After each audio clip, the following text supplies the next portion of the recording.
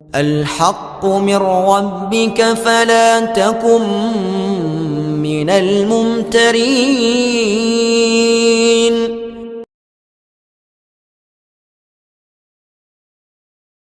Dukun dakwah Al-Haqqu TV, pembangunan asrama, panti asuhan dan pondok pesantren Al-Haqqu, serta pembangunan Masjid Islamic Center Al-Haqqu.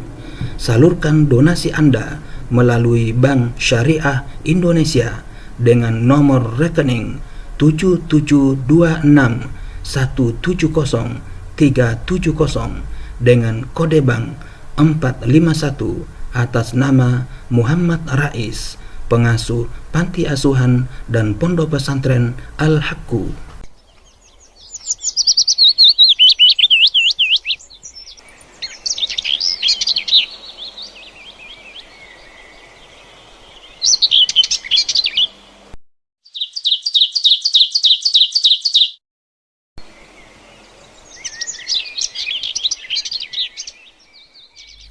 Bismillahirrahmanirrahim. Assalamualaikum warahmatullahi wabarakatuh.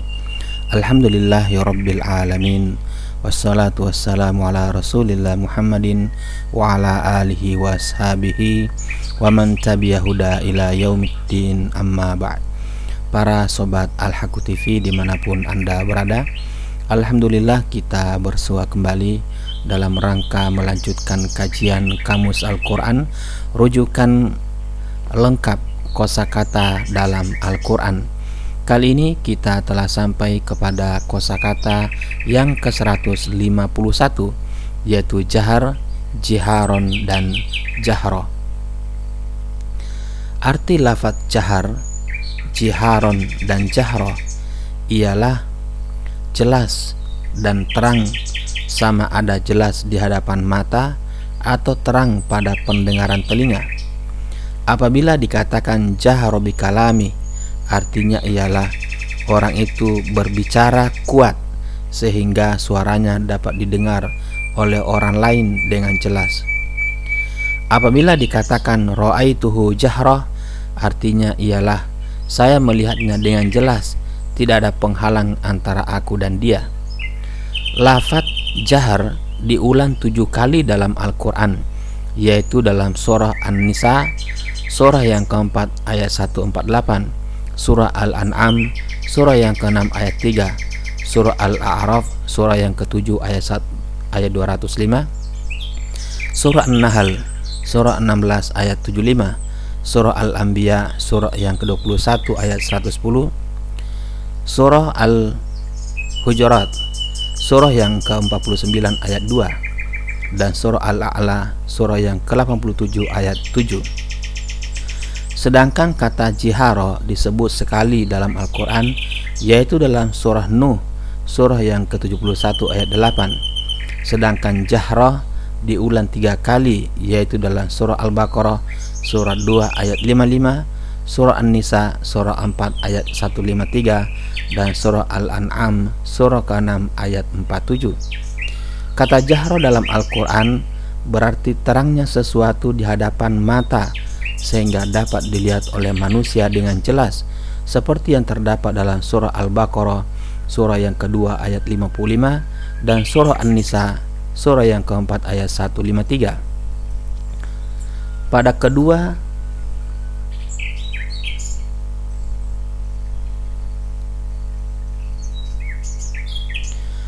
Dalam kedua ayat ini diceritakan kaum Bani Israel pernah memohon kepada Nabi Musa alaihissalam supaya diperlihatkan Allah secara terang sehingga mereka dapat melihatnya dengan mata mereka. Arinallah jahra. Ini menunjukkan keingkaran dan kesombongan Bani Israel, karena itu mereka disambar petir sebagai azab dari Allah Subhanahu wa taala.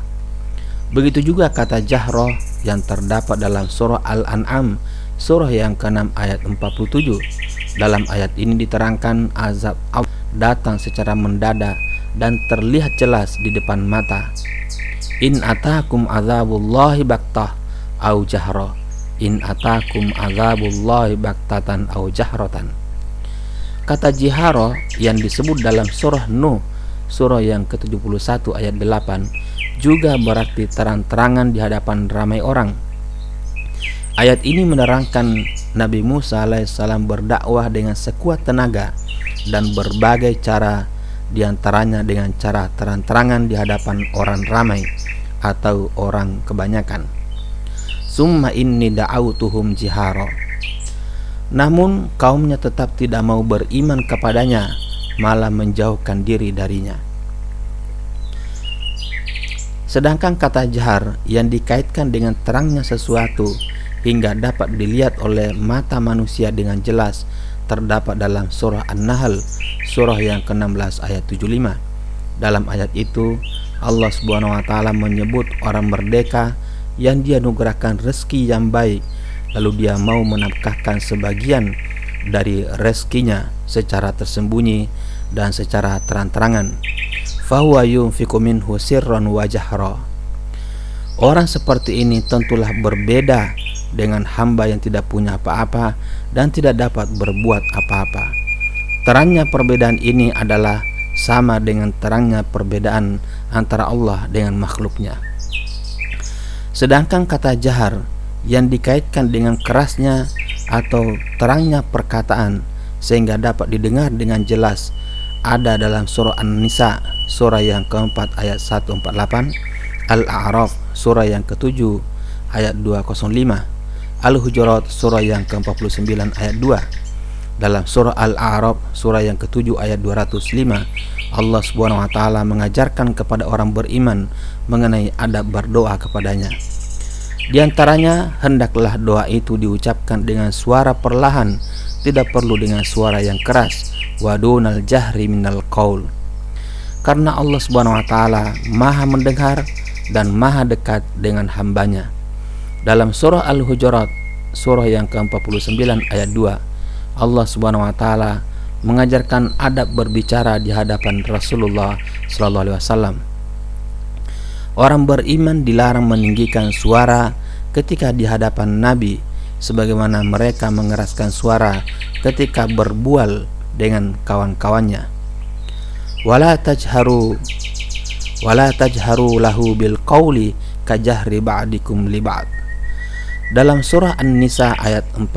Dalam surah An-Nisa, surah yang keempat ayat 148, diceritakan Allah tidak menyukai ucapan, diceritakan bahwa Allah tidak menyukai ucapan buruk seperti ucapan yang mencela orang lain, menerangkan keburukan orang lain dan sebagainya yang diucapkan dengan terang sehingga didengar oleh orang lain, kecuali apabila perkataan itu diucapkan oleh orang yang teraniaya di hadapan hakim.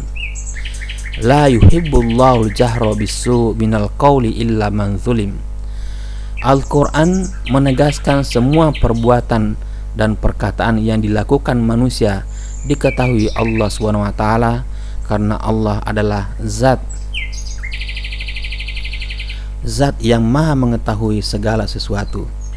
Dia mengetahui secara jelas perbuatan-perbuatan manusia yang dirahasiakan dan juga perkataan yang disamarkan. Ya'lamu sirrakum wa jahrakum. Quran surah Al-An'am, surah yang ke-6 ayat 3, Al-A'la, surah yang ke-87 ayat 7, Al-Anbiya, surah yang ke-21 ayat 110. Sehingga perbuatan apapun yang dilakukan manusia dan perkataan apapun yang diucapkan manusia sama ada secara sembunyi-sembunyi maupun secara terang-terangan diketahui Allah dan Dia akan membalasnya.